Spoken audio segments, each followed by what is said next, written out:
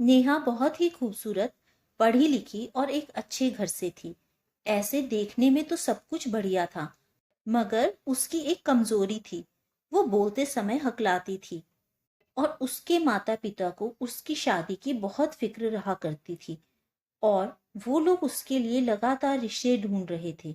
बहुत से लड़के वाले अपने परिवार के साथ नेहा को देखने आए। देखने में तो वो नेहा को पसंद कर लेते थे, मगर जब वो उससे बात करते थे तो उसके हकलाने की वजह से उस रिश्ते से इनकार कर देते थे। इस तरह सब चल रहा था। नेहा के घर में बहुत टेंशन का माहौल लगातार बना रहता था।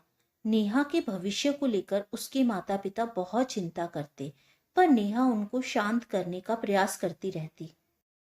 नेहा एक वेल एजुकेटेड और ब्रिलियंट स्टूडेंट थी और एक अच्छी कंपनी में काम किया करती थी। एक दिन लड़के वाले नेहा को देखने घर आए।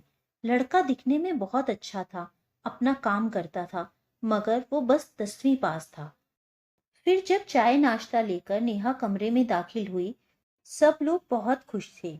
लड़के वाले भी मन ही मन नेहा को बहुत पसंद कर चुके थे।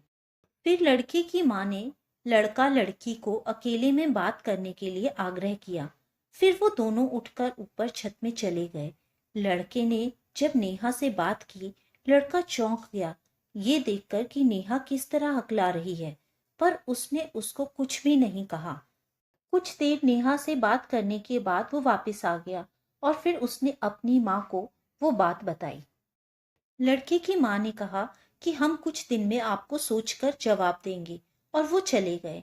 नेहा के माता पिता का चेहरा उतर गया था, क्योंकि उन्हें पता था जिस भी रिश्ते में ये कहा कि हम बाद में बताएंगे, अक्सर उनकी ना ही होती है।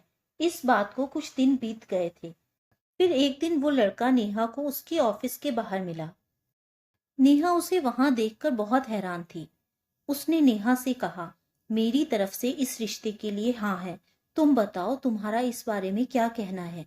नेहा ने उस लड़के का अपमान करते हुए कहा, अगर मैं तुम्हें पसंद थी तो तुम्हें उस समय मुझे जवाब देना था। जो तुमने इतने दिनों का समय लगा कर दिया है, उससे मेरा अपमान हुआ है।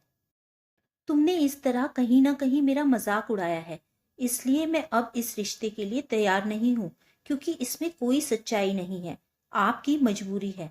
फिर लड़के ने अपनी सफाई में कहा, मुझे आपकी सच्चाई के बारे में अचानक से पता चला।